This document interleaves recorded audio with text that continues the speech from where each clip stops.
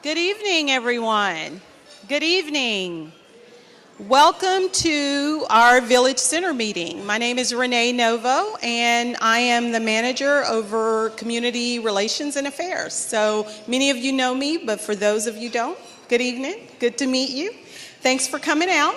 You know, tonight is our very first live stream broadcast. So for those that were unable to join us here at the Village Center meeting tonight, they're able to visit and to see what's happening tonight via the internet. So we're really excited about that. And so I want to say a special welcome to those that are viewing us right now live stream.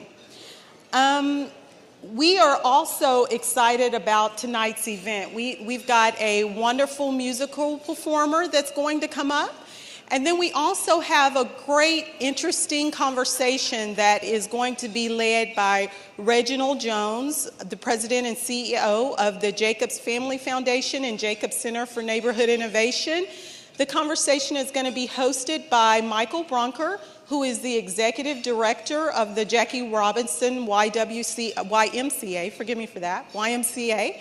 And so they're going to be hosting a conversation regarding the next phase of our work. So we're looking forward to that. So that all of the folks that you know in your networks are able to view all over the internet what's going on, those that may not have been able to join you tonight. For those of you that have smartphones, many of you have those. I'm going to ask that you pull those out before I ask that you put them away this evening. And I'm going to ask for those of you that have Facebook pages, like many of us do. We want to get the word out to all of your networks that we are here and we're live streaming tonight's conversation. So I'm going to ask you to go to your Facebook page and like us. Or you're also able to go to your wall and check in or post on your wall that you're here at the Village Center meeting. And so those in your network will know that they can connect to us via live stream. For those of you that tweet or Twitter, we're going to ask that you tweet that you're here at the Village Center meeting and encourage your network to visit us at jacobcenter.org. and view us live stream broadcasts over the internet. So we have a really great performer tonight. Bevlin, who do we have coming in talking and playing for us tonight? Well, tonight we have a lovely, talented young lady named Annelle Gregory, and I'll read a little bit about her. Annelle Gregory began studying the violin at an early age. Annelle is a gold medalist of the 2012 National NAACP competition and a laureate of the 2013 National Sphinx competition. She has won first place in various competitions around the world. Annelle has also received scholarships from the League of Allied Arts and the Musical Merit Foundation. In 2012, Annelle was a concert master and featured soloist for the CIM International Festival Orchestra at Werkesheim Castle in Germany. She has also performed as a soloist with the Torrance Symphony, Bellflower Symphony, and the Long Beach Mozart Festival Orchestra. Her amazing talent would speak on its own tonight. Please give a warm welcome to Annelle Gregory.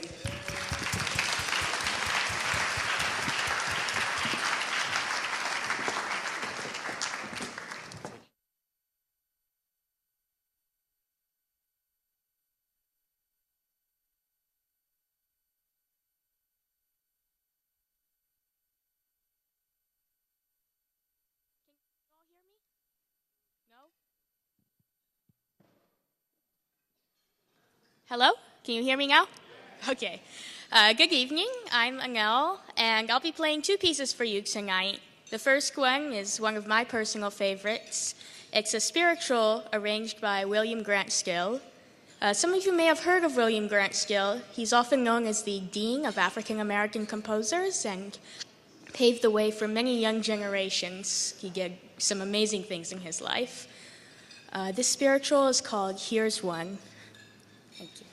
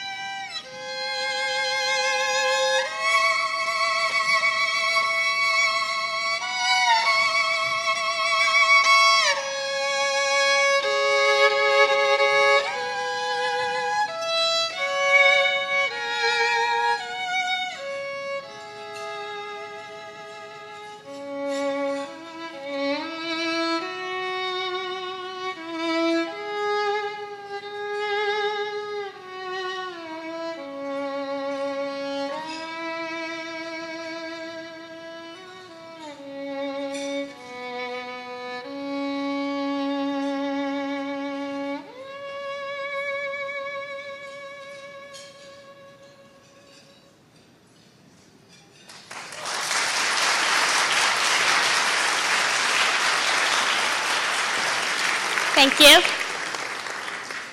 My second piece, or my last piece, will be by Mozart.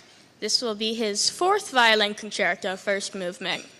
Many of you, or probably all of you, know Mozart was a child prodigy. He had already by the age of 5, he was composing for violin and piano, and at 17, he was engaged as a court musician in Salzburg. He actually wrote this concerto when he was just 19 years old. So this concerto has been with me for a good 4 years or so, and I've played it pretty much all over the United States. So this is a very personal favorite of mine as well. Hope you enjoy it.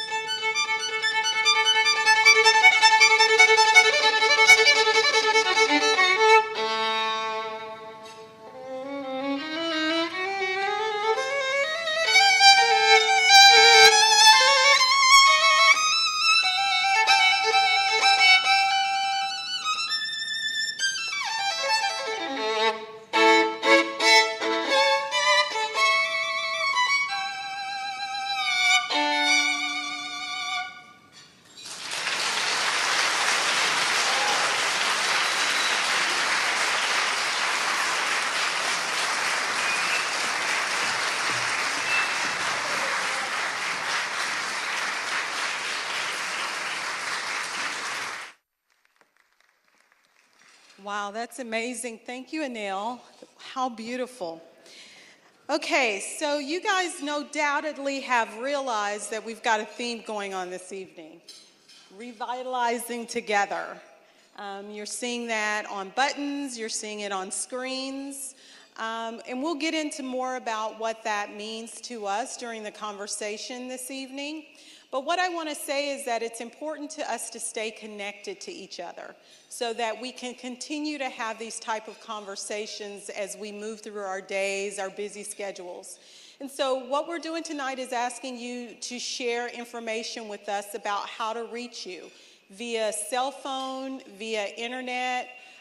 We really want to stay connected with you. And so we have some wonderful youth volunteers going around this evening, gathering contact information. We also have contact sheets on your tables so that if you haven't been approached yet, please grab one of these, complete it, and then lift your hand and we'll have someone come around and grab those for you.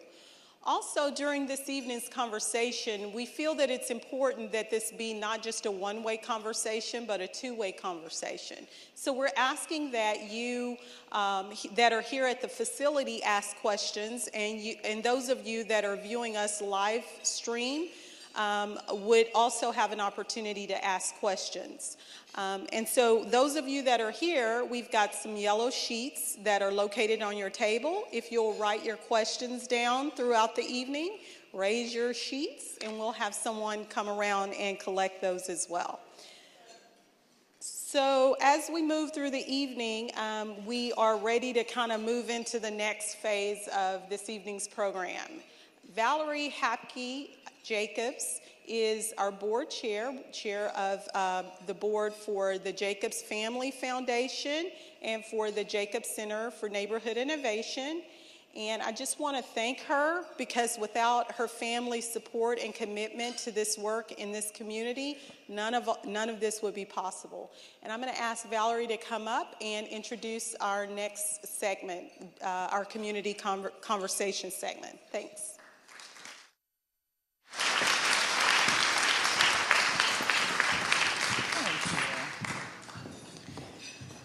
Hello and welcome to all of you in the audience and those who are experiencing this through live streaming this evening. Thank you for joining our discussion and staying engaged in the work of this community. I'm looking forward to the discussion tonight from two really dynamic leaders, Michael Brunker and Reginald Jones. Michael Brunker has been an outstanding leader in this community for many, many years and a longtime friend of the Jacobs Center.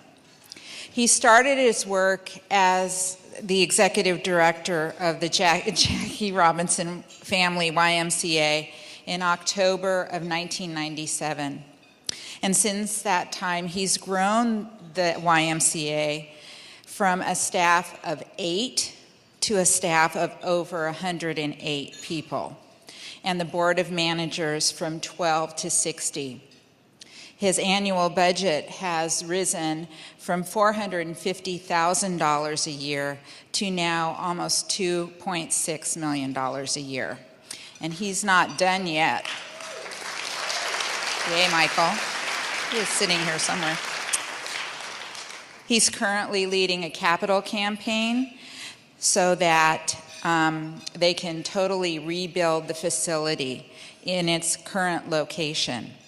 But he'll share more about that later.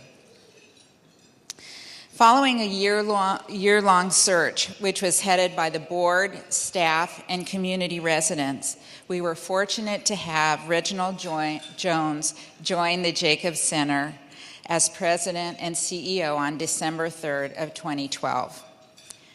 Prior to joining JCNI, Reginald served as president of the Staines Family Foundation in Chicago, where he worked extensively with residents and key stakeholders to advance the quality of life in the community. Much of Reginald's strength is in his ability to pull together change makers from various sectors, the community, political leaders, and private entities to foster understanding, seek input, and build collaboration for neighborhood improvement. We are so fortunate to have Reginald join us in this work. He definitely hit the ground running and has already made significant progress in re-energizing our foundation and reaching out to the community. And he says the weather isn't bad here either. Reginald and his wife, Wanda, have made San Diego their home already and feel a part of this wonderful community. He has received a warm welcome from everyone who he has met here, and our family thanks you for the generosity of spirit that you have shown them. So now I'd like to welcome Michael and Reginald to the stage for a discussion about the opportunities and challenges in this community. Thank you.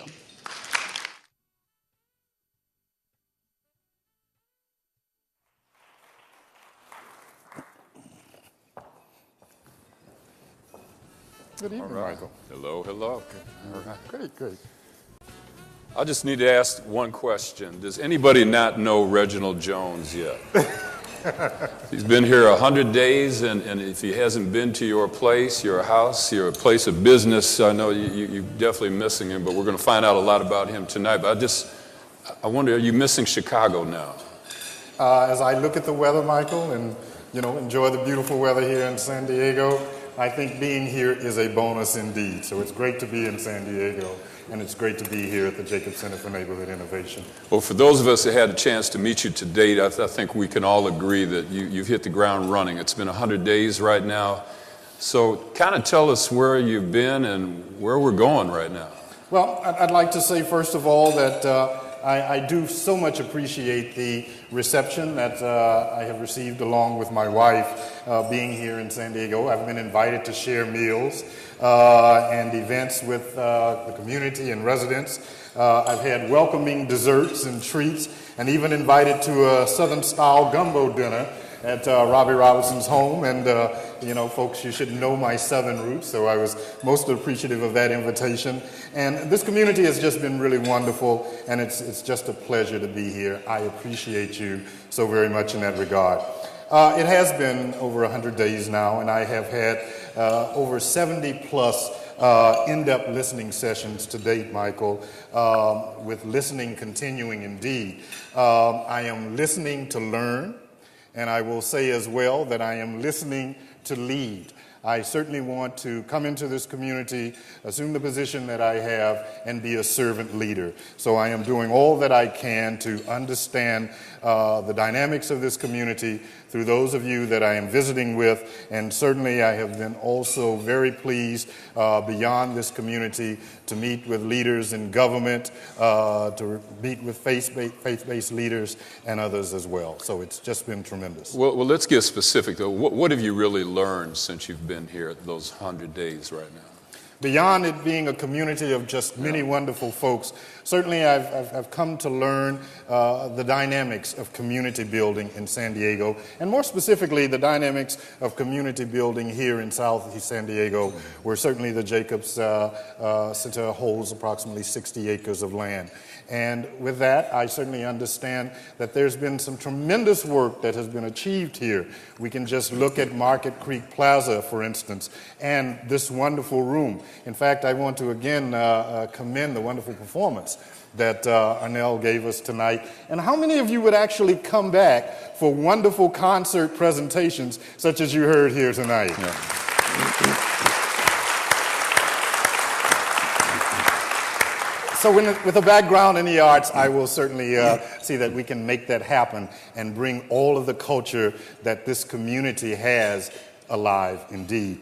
But with that being said, certainly I've come to understand the dynamics around the community's interest in seeing redevelopment happen here.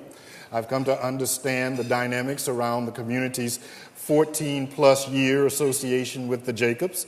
And I will say from the beginning, many of you recognize the great work that has been done here, but I'm certain from listening to you that you also want to see us move the full agenda forward. And in that regard, most importantly, you want to see the development move ahead, and we are committed to doing that. So those of us that are here tonight and those listening live streaming, I want to thank Jacobs for putting that out there. That's using social media to a real effective way. And we will be receiving questions, so I hope everybody is writing their questions down, because we're coming up to a time where we're going to start asking your questions. But, you know, by a show of hands, who's been here since day one, when this was an abandoned factory? You know, and as you look around the room, and I think everybody will agree that this celebration hall is definitely a celebration. There's no doubt about it. Mm-hmm. Yes. Exactly. And there's never enough. I don't think we can ever thank the Hapkes and Jacobs family enough for all that's happened. However, I know that there's some anxiety amongst some folks. They're kind of wondering what's next, what's coming on that we should be looking forward to, and how is that going to happen? What's it look like right now? Well, what I've said, and we've worked together as a staff here at Jacobs and also in interacting with the community, we're going to take this work to a new dynamic. We are going to move from the notion of community organizing to civic engagement. And in that regard, what we mean there is we're going to work with residents to provide the resources and tools to pursue opportunities and address the challenges that they face in this community. So truly empowering residents to move policy and systems for for community change.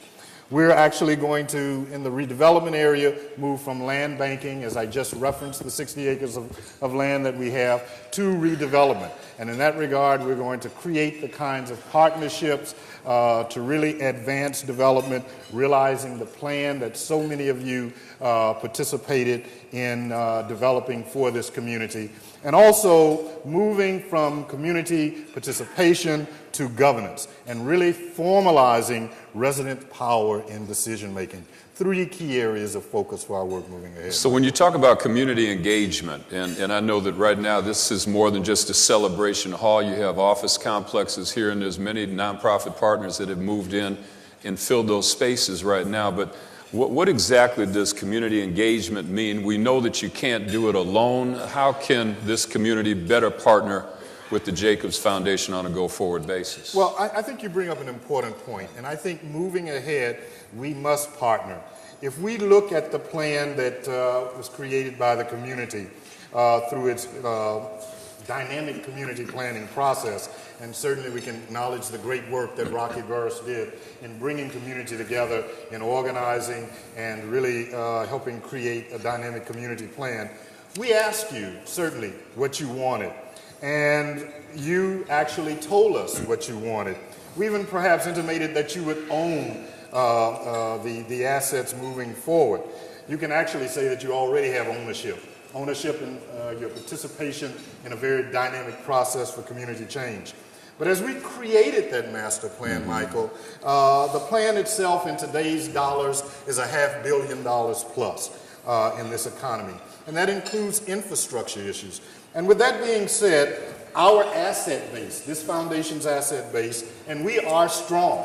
We are $172 million strong as an operating entity, and that was for the period June 30, 2012. And we must move together with others. This ticket actually is too big for philanthropy to carry out on its own. So we've got to re-examine this. And in that regard, we'll probably have to make some modifications, and we should be clear about that. Strategic modifications, change is inevitable as we work, and we'll work this through together as a community. But I have to say, we need to partner. We need to partner with government. During my 100 days here, I have already met with the mayor's office, Willie Blair, who has sends his regrets for not being here tonight, Development Services and Planning, Laura Gates, who was to be with us tonight, but certainly opted out for a Parent-Teachers Association meeting. And moreover, Civic San Diego. And I'm pleased to see Nancy Lido here, Assistant Vice President with Civic San Diego, who has done great work in this community as far as community development and planning. And we'll have to look at partnerships with government, and moreover, we'll have to think about partnerships with nonprofit, for-profit developers that do this work, that build at scale, that can come in and engage with us and move development, the development that you all want to see in this community. And Michael, to that point, I think what we have to do is recognize, and I certainly want to promote this notion, that Jacobs cannot be parochial in its work. We will have to link with others. I want to be as concerned about Valencia Business Park achieving its goal as I am about developing the 60 acres of land. I know Nancy is working very hard on that project, and in that regard, I want to bring other community development agencies together. I know that we have William Burt, he's here tonight from Bayview Baptist Community. William, you're in the house. There you go, right there from Bayview Baptist Community Development Corporation. I want to bring others together around a table, along with the city, along with Civic San Diego, along with the mayor's office, along with Liz, to talk about how we accomplish the whole in a very dynamic way. I've been in touch with these individuals, and we look forward in the coming weeks to sitting down together and talking about realizing dynamic community development in southeastern San Diego. I think that's going to be very exciting indeed to have all of these parties talk about the good of the community at large. So how do we move beyond talking? And so right now, when you and I think a lot of folks in the room have heard a lot of talk, right? And so what we want to figure out now, what will be the areas of focus on a go-forward basis for Jacobs as we move forward, and how can these partners figure into that formula right now? Certainly I recognize the frustration. I've heard that over the term of my listening. And the way we will move forward, certainly I think, is in strong partnership. I will say that Jacobs has not engaged as strongly, certainly with the governmental entities, the planning entities of Civic San Diego and others, as we need to. And certainly I think working together in that way will automatically enable us to expedite our development processes by having priorities in the mayor's office. Let's not forget, this is a mayor who ran on and campaigned on a theme of revitalizing and building communities. And I have tested that notion, and I think he is very sincere, and I think we have a perfect opportunity in that regard, and he has indicated his interest in working with us. All right, so we know the 60 acres, we know development's a big deal, but what else can we expect? What are the areas of focus you're looking at right now? In addition to redevelopment, we have to consider some of the essential programmatic needs in this community. And I operate on the notion that it's very difficult to rebuild a community, for instance, if there's not a substantial focus on education quality. In order to have a strong community, we must have strong education quality. And certainly, we will be working with a dynamic initiative that's emerging, the Diamond Education Initiative Group, that is focusing on education and readying kids from an early age to be successful in school. And I'm happy to say that even tonight here, while Marnie Foster could not be with us and expressed her regrets, we have members that are participating with that working group, and I know are very committed to achieving the task of education change. On that point, Michael, this is another way that we will consider working. Jacobs doesn't have to lead everything. This is a very strong and dynamic community. This initiative is a community-driven initiative, and our best role in this is a role of support, serving as fiscal agent, providing back office support, providing the kind of community contact supports that they need. Remember, we've created a strong organization infrastructure. How do we partner, bring our resources to the table to help groups like this achieve their goals? And more importantly, the resources you're talking about developing are the youth. And so the program that Reginald just talked about, and many of us, if you're part of DEEP, it's now called the Diamond Educational Excellence Program, or Partnership. Put your hands up if you've been a part of that planning. Raise your hands high. And here's what's going to happen. There's going to be 90 rising third graders from Troyes Elementary School that will be going to a summer reading learning program because of the stats that we're hearing now that there's learning loss over the summer vacation break. And so 90 kids will be going every day, Monday through Friday, full morning session, includes library, includes, the nature hikes down at the Bill Ponders group. And so we have folks that are going to be involved with that. And then in the afternoon, they're coming to the Y for summer camp. And so these are partnerships where a lot of people at the table, and when you see Marnay Foster, please give her a big hug. Not just a thank you, but a hug, because this will be funded by the school district. Can you put your hands together on that one right there?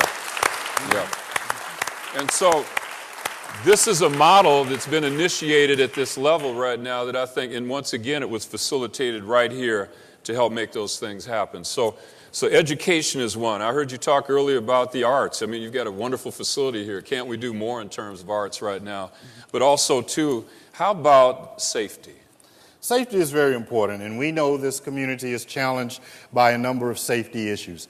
Given that, I think it is important that we focus on safety and make safety a priority for the good of this community, for the good of community change overall.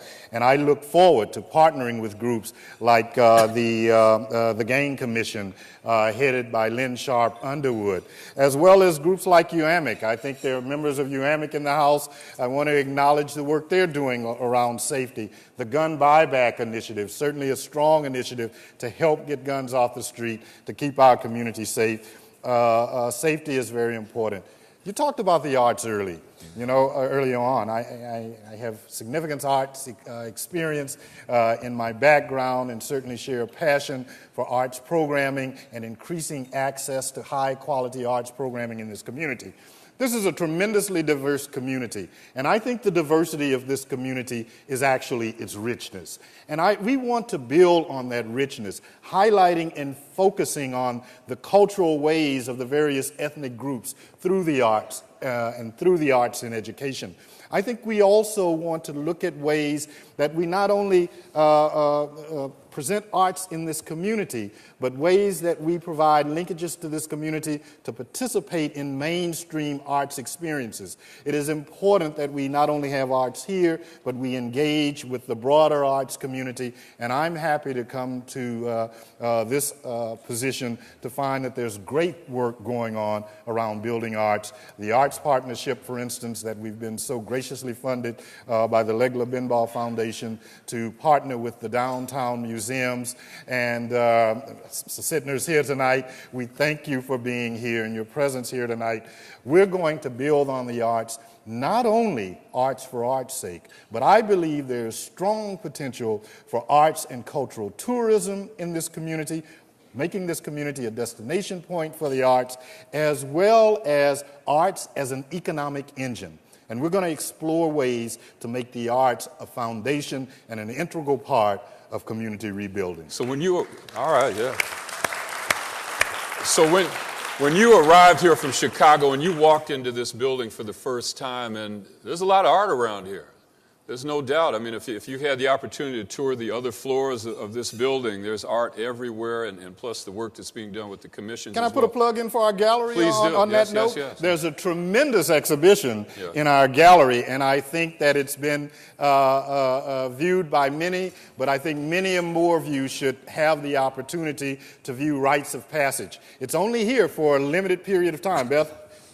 2 more days. You've got to see it fast. We're actually going to help you do that. Immediately following tonight's meeting, the gallery is open for extended hours. We would encourage you to go up to our second floor. How many of you have been to the gallery? Oh, that's good. Good. Take another opportunity. Go up to the second floor. Visit Rites of Passage if you haven't already.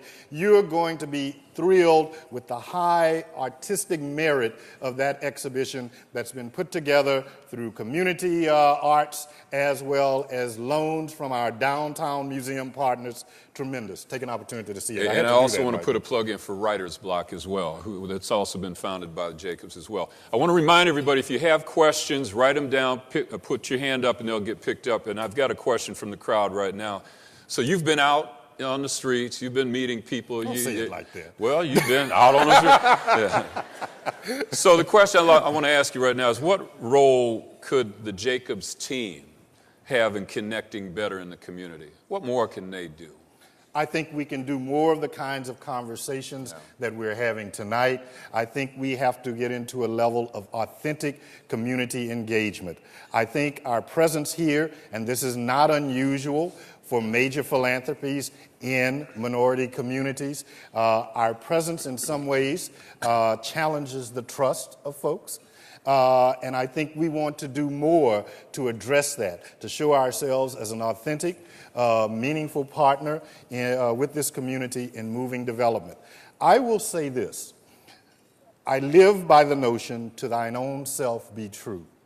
I've worked in family philanthropy, and it's very important for me, as I represent a family philanthropy, to know their sincerity and their commitment to rebuilding community and to really effectively carrying out the philanthropy in the place where they've chosen to invest.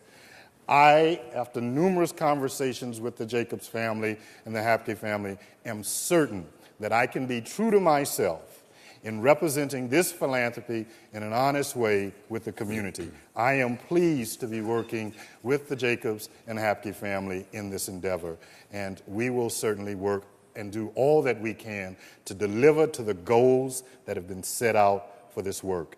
Understanding again that we've gone through a tremendous period of time. We've seen economic changes in our environment overall, and we will have to look at our plan and make adjustments to meet the times. So it is a pleasure to be here and to be a part of this work with the Jacobs family. I thank you for this opportunity. And so for those of us that have had the opportunity to meet Joe Jacobs, to thine own self be true, and we know those 60 acres out there, he'd like to see them develop someday, wouldn't he? Yesterday. Yes. So, no doubt on that, right? So can you elaborate, and this is once again a great question from the audience. I want to let you know, keep them coming. We're going to ask as we can. What's going to happen to those 60 acres and when? I am going to sit down. In fact, I'll be having this discussion with the family in our board meeting on Friday. I'm going to sit down with the parties that I've referenced earlier. Had a tremendous meeting with Jeff Graham at Civic San Diego. I've met with Willie Blair. I've met with planning. And I'm going to bring all of these partners to the table.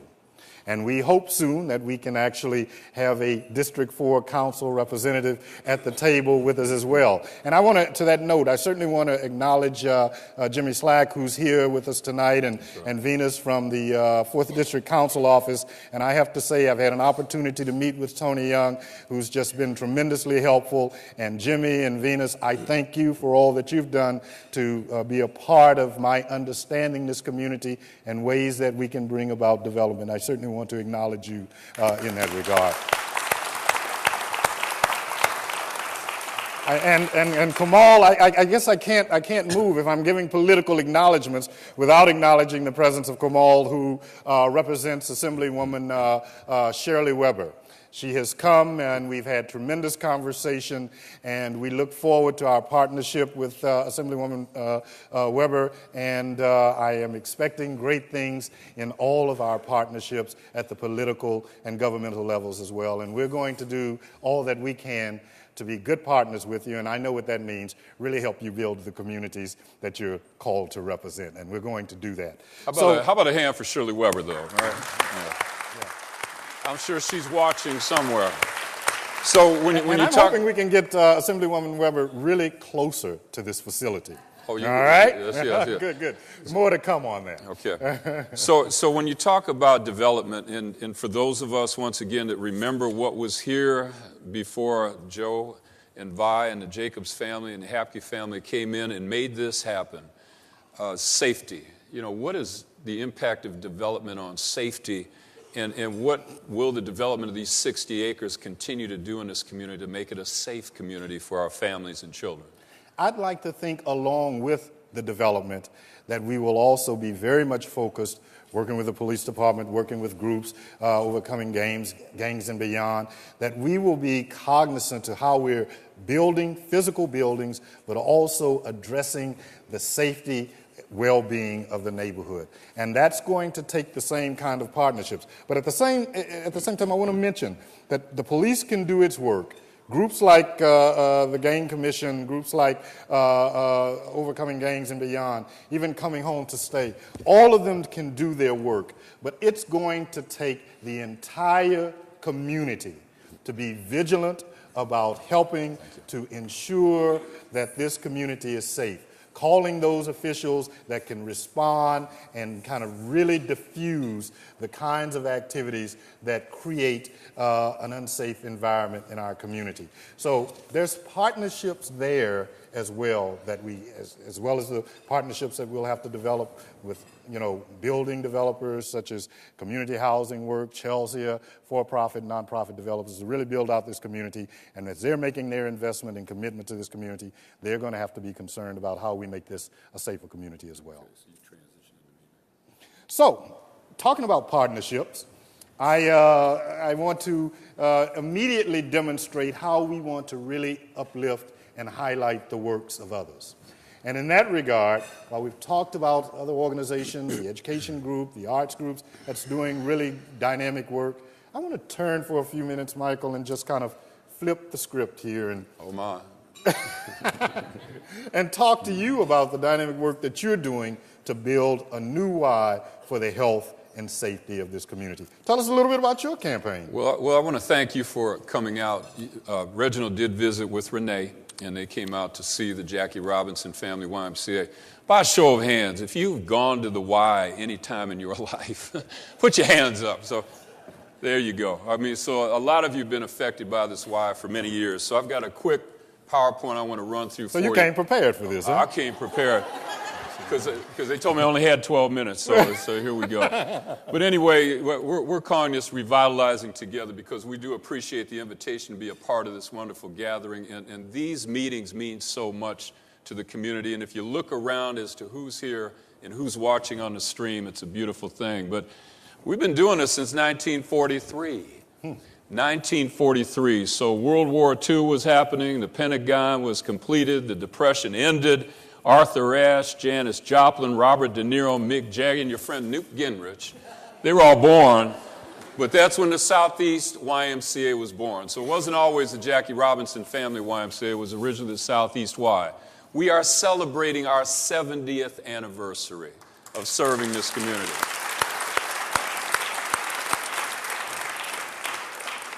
So there we are, 805 and Imperial. How many of you remember the Y being there before there was an 805? Put your hands up. Yes, you do. You remember. You remember that. So that's what it looks like 4 blocks from our Y. You could see Celebration Hall up in that upper right-hand corner right there. That's how close we are to where you're seated right now. That's 9 blocks from our Y. There's 20 blocks, and that's our service area. We have 72,000 households in our service area, which includes this Diamond District right here. There's the neighborhood communities that we serve, and many of you are here right now, and so that's where our Ys serve. This is our service area. And so the question we always ask ourselves, Reginald, just like you're asking now as you're here for 100 days, what exactly are you trying to accomplish? And we do that every day. And so Valerie mentioned earlier, when I arrived in October of 97, that was our reality. We had 12 people on the board, and many of those original board members are here tonight. If you were one of those original board members, please stand. There's Dee Sanford, Gene Bailey, Amos Johnson, Douglas Schamberger, Peggy Evans, E.J. Heron. They're here with you right now, okay? We had 8 people on the payroll, including myself. 8. We had 1 computer in the whole operation. It wasn't in my office.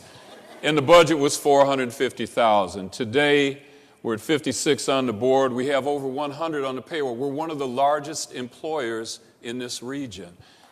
Yeah. I'm glad to say we're completely automated, and our budget now is $3.2 million. Mm-hmm. Now, money is great, but what that means is we're serving more kids and families. Agree? And that's what we try to do with that, especially as we're employing more folks right now. So Jackie Robinson, what a blessing to be connected with him. And for those that were on the board at the time, it was in the mid-'70s when there was a lot of racial unrest in the community that the students of Lincoln High School, around the time that Jackie was called to be with the Lord, asked if they could rename the Southeast YMCA to the Jackie Robinson Memorial YMCA. So that's how that all happened, through the blessing of the Robinson family. And as you all know, I'm sure I don't have to tell you, he was the first black man to play Major League Baseball. That happened on April 15th, 1947. What you might not know is that he attended UCLA. So imagine going to UCLA, playing Major League Baseball, and going through all that he had to go through back in that era. It wasn't an easy time for him. And after that first season with the Dodgers, he wasn't the great Jackie Robinson yet. He needed a job. And the job they found him was at the 135th Street YMCA in Harlem, New York. So there's a strong connection to Jackie and the Y. And even in his biography, he talks about it. He talked about how the Y became too organized for him, but how he always challenged the YMCA to do more and help where it was needed more. And I'm so proud of our board, our volunteers, our donors and advocates who believe the same in terms of how we've grown what we do at Jackie Robinson and San Diego County's most critical community. So on April 15th, every year, Major League Baseball is calling that Jackie Robinson Day, and every player will wear number 42. And this year, more than ever, it's going to be something special, and here's why.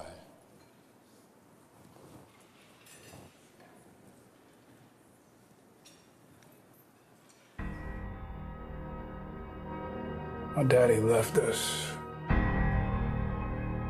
was only 6 months older than you are now. I don't remember him. You will remember me. Jackie Robinson, a black man in white baseball. I want you to know I'm there for you. In my heart. Think about the abuse that he's gonna take. Your enemy will be out in force, but you cannot meet him on his own low ground. What you gonna do if one of these pictures goes through your head? I'll duck. Mark my words and circle this date. Negroes are gonna run the white man straight out of baseball. This ain't the America I know. You hear me? If they knew you, they would be ashamed. If Robinson can help us win, then he is going to play on this ball club. You don't belong here, and you never will. Get off the field. Brooklyn Dodgers ain't changing our way of living. They're wearing me down. You are not the only one with something at stake here.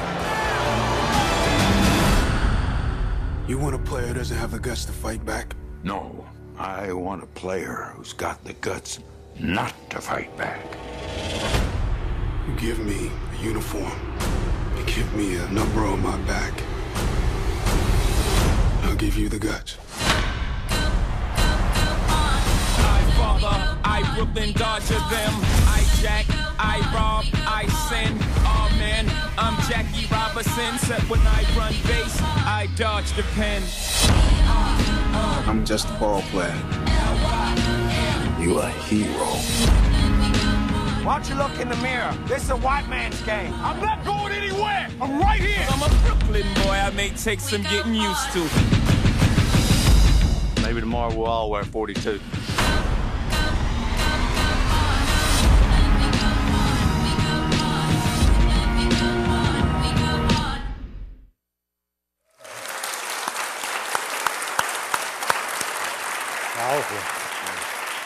So on April 12th, that will be released. 2 weeks ago, I had the opportunity to attend the Jackie Robinson Foundation dinner in New York City, Waldorf Astoria. Got a chance to meet Rachel for the first time. And when she met me, she gave me a big hug and excitedly asked, "How's the Y doing?" The family is so proud of what we're doing. We are the only YMCA named after Jackie Robinson in the country. And so imagine for everybody here that has gone to our Y or knows where our Y is, all the kids and families that are raised in this area that know about it, when that comes out, what kind of an impact is it going to have? There's a lot of messages there that's going to be really awesome. So I urge all of you to go see it.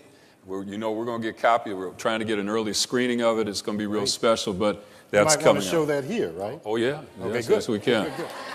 So we truly believe that the difference between care and cure is you. And so tonight, right now, when we talk about what we're doing at the Y, we are building that new Y, as Valerie mentioned earlier. We're in a Safe at Home campaign. It's a $16 million campaign to build a new YMCA in our current location. We've already raised $9 million towards that $16 million goal. And right now, we're about $3 million away from getting in the dirt. So if we get $3 million more, we can get started, okay? But this is what it's going to look like. That parking lot that you drive into is going to be a brand new 47,000, two-story square foot facility.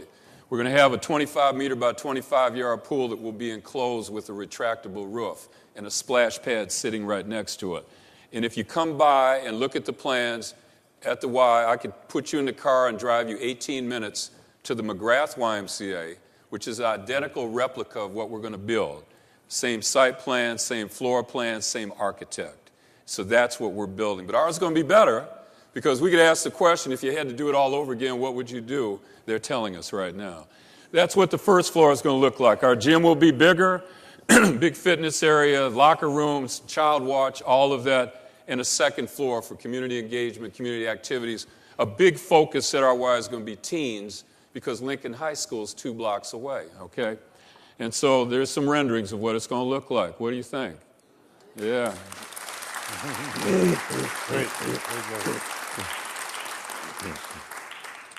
So life is not important except in the impact it has on others, and we're so blessed tonight and appreciative to Jacobs and Reginald and the team for allowing us to bring our annual support campaign volunteers. So you heard about that campaign to raise $16 million going on.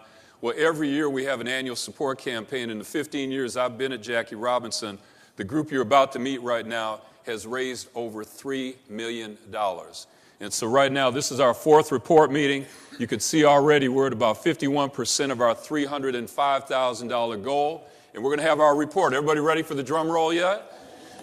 All right. So right now, I'd like to introduce our division captains right now, Alicia and James Price, who are going to introduce the captains.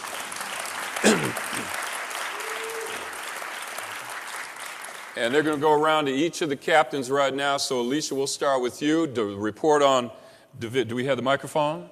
Okay. And so every year, and these proceeds go to support families so that we don't have to turn anybody away from a YMCA experience, okay? And so right now, Alicia, your first team. You ready? Good evening. Our first team to report is Amos Johnson. Team one is happy to report tonight $2,000. All right. And reporting for Team 2, Hazel Davis. Good evening. We're reporting tonight $1,230.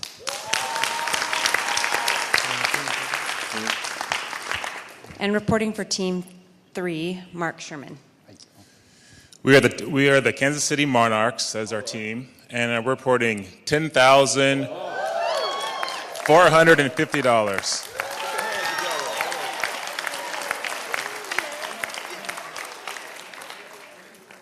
Reporting for Team 4 is Dini Marine Lucchesi.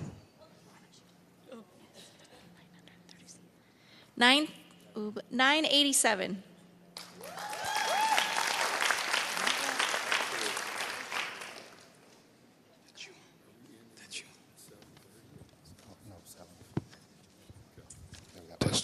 Good evening, ladies and gentlemen, and thank you for letting us join y'all tonight. Reporting for Team 5, the Miss Honorable Gloria Blockman.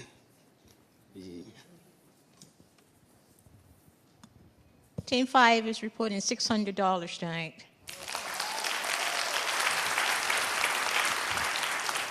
And heading up Team 6, the Los Angeles Dodgers and the 3030 Club, Mr. E.J. Hearns.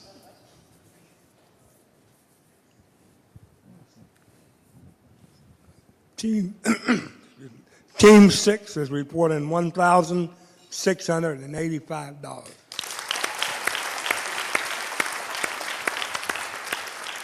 And reporting for Team 7, the lovely Miss Peggy Evans. Team 7, also known as the Brooklyn Dodgers. All right. is proud to report $1,708. And reporting for Team 8, the Milwaukee Brewers, go Brewers, $540, James Price. And now reporting for our leadership group, Gil Harlan. Leadership is happy to report $1,685. And finally, for our President's Roundtable, Pete Casey. The President's Roundtable reports $10,200.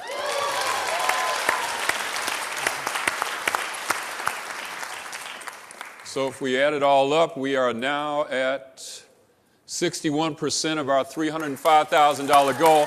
Let's give all the volunteers from the Jackie Robinson YMCA a big hand right now. A perfect example. Community works, and I'm very proud with the progress you're making. And I'd like to also introduce our campaign chairperson, Cheryl Gorman, who's here with us tonight. Cheryl's up front here. All right. And so what we'd like to do, too, is if any of you'd like to participate in the campaign and make a pledge tonight to help us get towards that goal, you can see any of these campaigners. I'm sure they give you a card. But what we'd also like, no solicitation meal. Well, but we've got something for you, too. If any of you come and tour the Jackie Robinson YMCA, we'll give you a free one-week membership. Exactly. And if you join and say that you heard about it here at the Jacobs Center, we'll take $50 off the joining fee, so there'll be no joining fee for everybody that's here tonight. How's Here's that sound? to health. All right? For the health of it. All right? Good, good.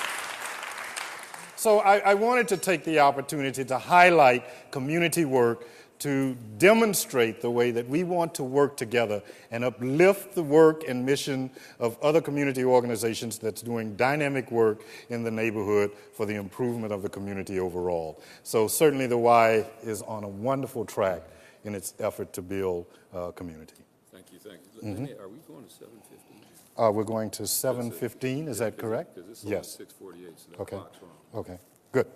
You'll go according to your clock, Michael. Okay, good. Great. All right, good.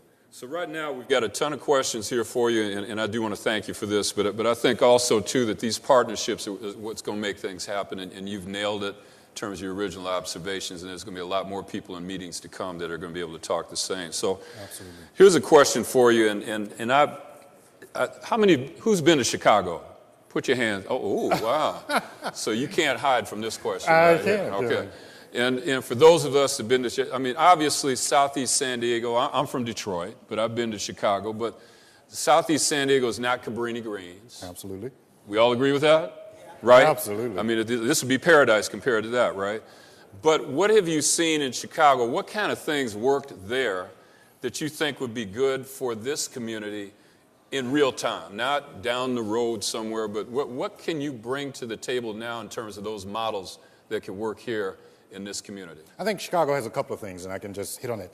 Philanthropic partnerships, public-private partnerships, I think are working very well in Chicago, and I think that's working in community revitalization very well indeed, as well as linkages with nonprofit and for-profit developers to help carry out this work on the part of community development corporations and, in this instance, similar partnerships to help carry out this work with the Jacobs Center for Neighborhood Innovation. And so let's be real, okay? And once again, we're big city, okay? Mm-hmm. We understand when you talk about the philanthropic partnerships that are available to a community like Chicago, and then you come to San Diego, and I'll say it every time I see Valerie and Norm, you take the Jacobs contribution out of this mix, we're not sitting here today. Agree or disagree? I think we all need to start with that premise. Mm-hmm. However, there's been a model formed right here about how people can invest in the Jacobs Center. Exactly. And stock is available. But I believe that the people that are investing the stock, they want to see a return, right? Anybody? There was an amen to that. Right? It's called a response here. Right. And I think everybody would like to see that investment happen, but what can the community do to invest in what's going on here? Oh, and I know Barbara Day is in the room and certainly appreciates that question. There's a couple of things the community can do. It is not just about monetary investment, and certainly monetary investment is very important, but it is about, as I said earlier, the community taking part in a process of planning and informing, that way owning how the community and being a part of how the community actually is developed overall. So it is time, it is talent, as well as treasure. And I think those are three ways that the community can participate and have ownership here. Does everybody in attendance here believe you've already put the time in? Yeah. With those meetings, right?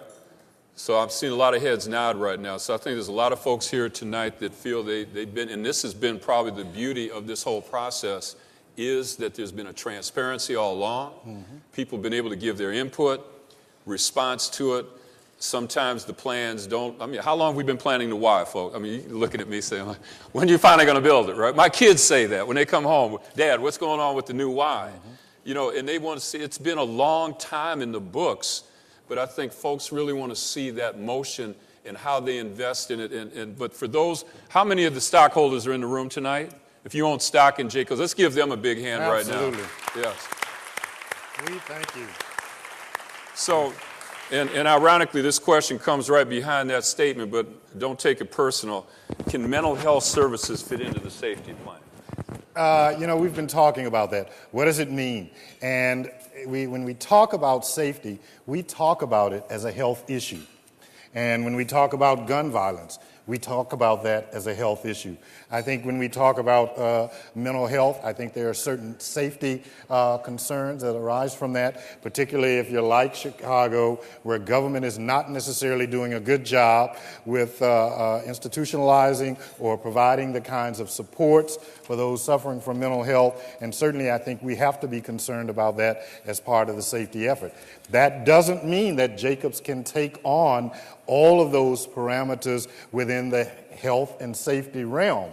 We've got to look to other organizations. How can other organizations be concerned about this and work through many of the connecting issues as well? I want to really be clear that Jacobs, I think at this time, we are called to focus. We are called to focus. We must focus on our civic engagement. We must focus on our redevelopment, and we must focus on how we build governance participation from residents in this community.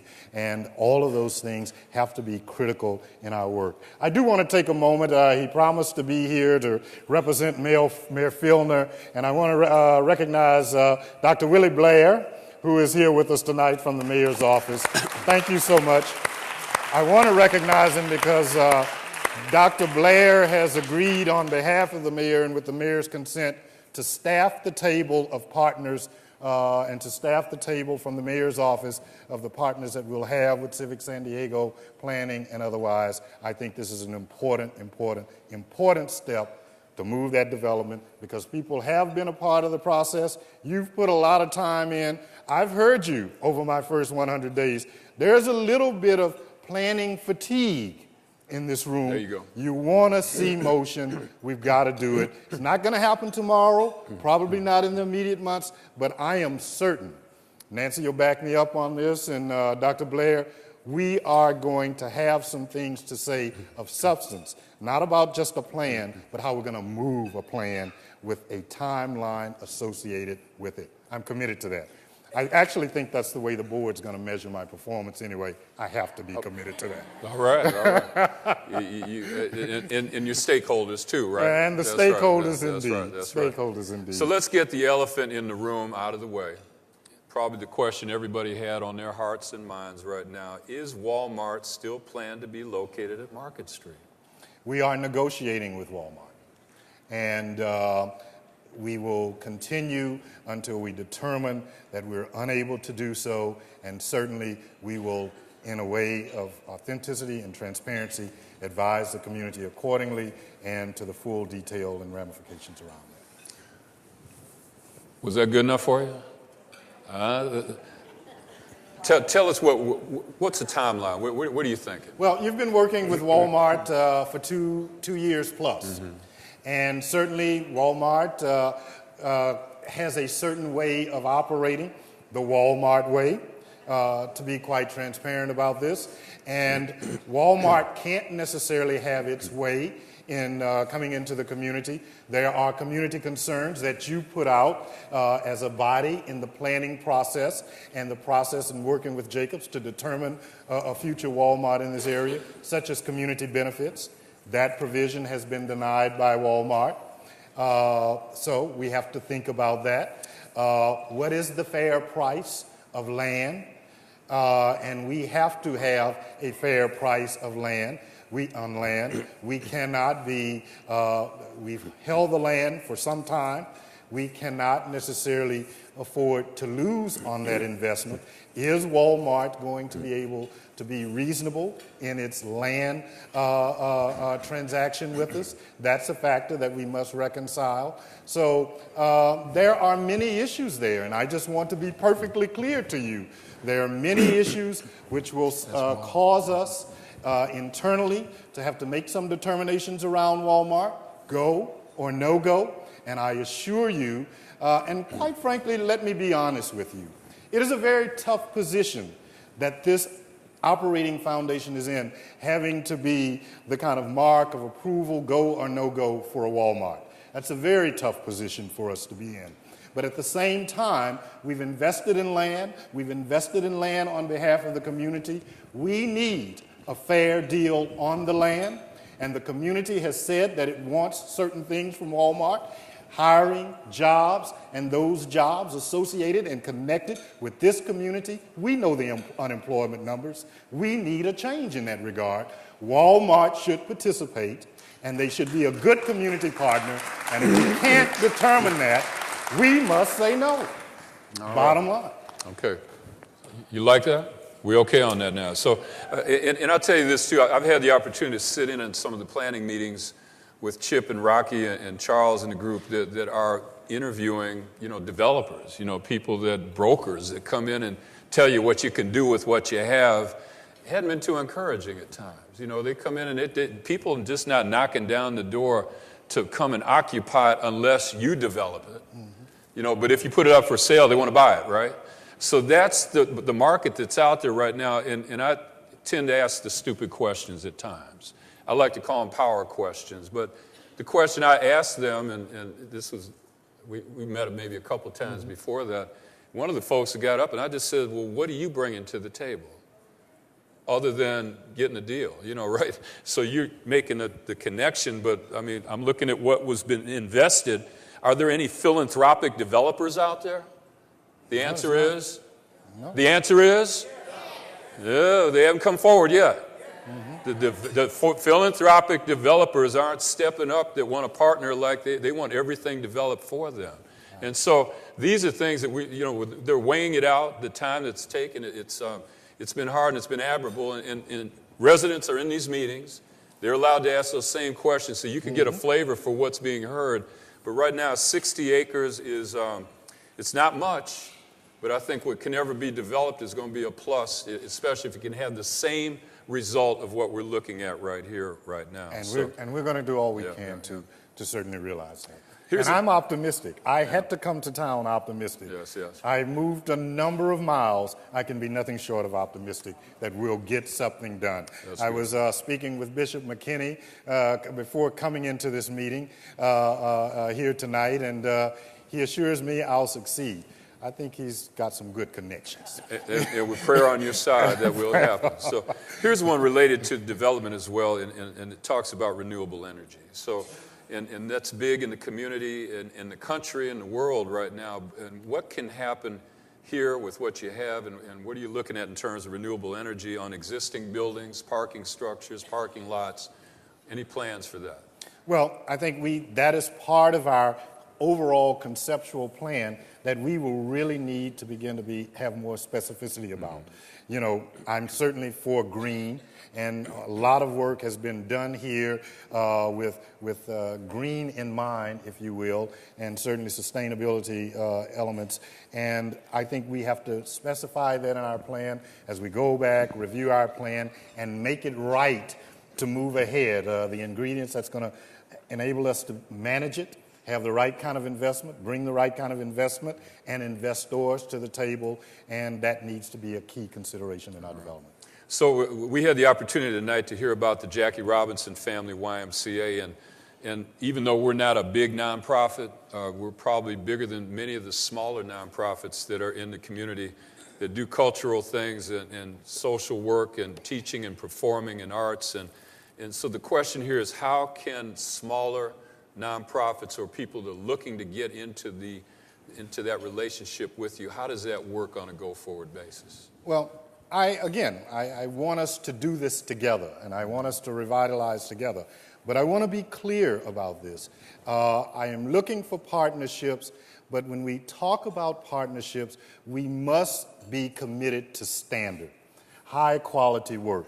And certainly we want to engage with high quality and high performing organizations performing at a high standard. And in that regard, Michael, saying that, I don't want to imply that, we will become a grant maker again. I think there are some discussions we will have to have about that. But at the same time, what I do recognize is that there are many organizations in this community before Jacobs got here that have shown themselves to be very resilient. And after our sunset, these organizations will still be here. Jacobs is only a piece of sustaining community quality after redevelopment. And so how do we partner and to ensure that these organizations can carry this work beyond Jacobs' lead involvement? And certainly I want to be concerned about that. We're not here to cannibalize other funding to these organizations. How can we work with them to be a leverage resource that they are able then to actually achieve funding from other outside sources? I just have to be clear, our resources are limited, and as we get more focus to our program, we're going to have to also be more focused and efficient about how we manage our resources for the good of the whole. And so you mentioned that word, and we're now in daylight savings time, and if you look outside, the sun is setting. But you talked about sunset, and what does that mean to everybody here as it relates to the Jacobs Foundation and that plan? How can everybody clearly understand where that stands today? Jacobs came into the community with a clearly defined timeline that it would invest, it would work with community, it would build with community, provide and leave assets, and then sunset. A date of 2030 has been set for that. And it is part of my work at this particular term in the Jacobs work in this community to define clearly what that plan will be. We need to define the term ownership. I mean, there are many notions about ownership. I understand, and I've read the records. You've had pushback with the organization as we moved into sale of land, disposition of land, under the notion that you would own that land and that would be an asset left behind. There are many premises were part of the original vision and mission that we will have to go back and revisit and consequently define, and most importantly, come out and be very clear with you as a community of stakeholders in this work as to how we will sunset and what will the assets be. I'm sitting here tonight saying a revitalized community that has dynamic opportunities for quality living, housing, decent, safe, sanitary housing, services, as well as other opportunities to participate in arts, culture, a safe community. That's a pretty dynamic achievement. So we'll have to talk about what's the end game, and we'll have to have honest conversations about that. There's not a notion, and we shouldn't get in our mind, that there's the notion, sunset, transition 2030, 5 acres for everybody. It just doesn't work like that. So we're going to have some real conversation around that. A lot of this work, like I said, you participated in the plan, we asked you what we want, we drew it up, and darn it, it's $500 million. We've got to talk. And I'm going to promise you one thing, and those of you that have met with me, I've tried to display the same thing. I promise you honesty. I promise you honesty. That's the only way I know how to approach this, and the only way I know how to interact with you in an honest way. We're going to be honest with you as an operation. What is achievable? What will be our end game? Revitalizing, and as the word says, revitalizing together. Reginald, any closing comments? I want to thank all of you for being here tonight. It means a lot to me. And what I want to say, we're revitalizing together. Let's continue the conversations. We're going to bring you specificity on the work. Certainly that's what you want. And I look forward to achieving great things for you in this community. I am your servant leader. Right on. Let's give Reginald Jones a big hand tonight. And thank you all for attending. And be sure, if you don't know anybody in the room, go over and meet somebody. Shake a hand. Give them a hug. Good night to all.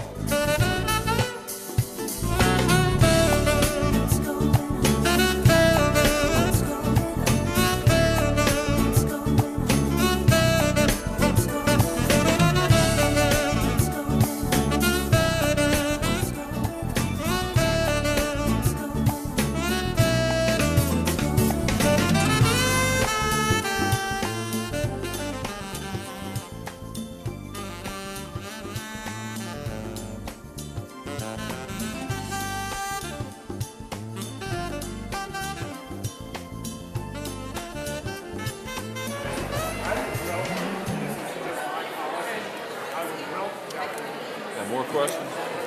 Excuse me. Hello, everyone. Real quick, everyone. I just wanted to acknowledge, first of all, that we had a ton of questions from everyone here, and we weren't able to get to all of those questions. So what we're going to ask that you do is to go on our website and email us with specific questions, and we'll make sure that those questions get answered. We also want to talk about upcoming meetings that we'll be having. All of that will be sent to you via email, blog. And so we just thank you for sharing your information with us tonight, and thanks for coming.